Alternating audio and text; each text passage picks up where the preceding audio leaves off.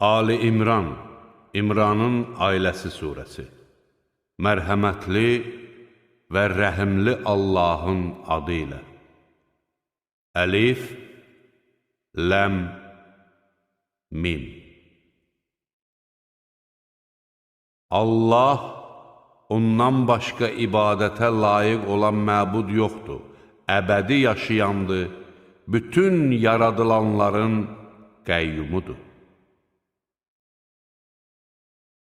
O, sənə kitabı gerçək olaraq ondan əvvəlkiləri təsdiqləməsi üçün nazil etdi.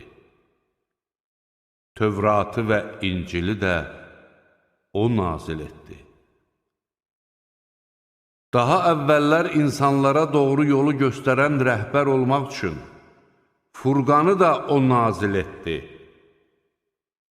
Şübhəsiz ki, Allahın ayələri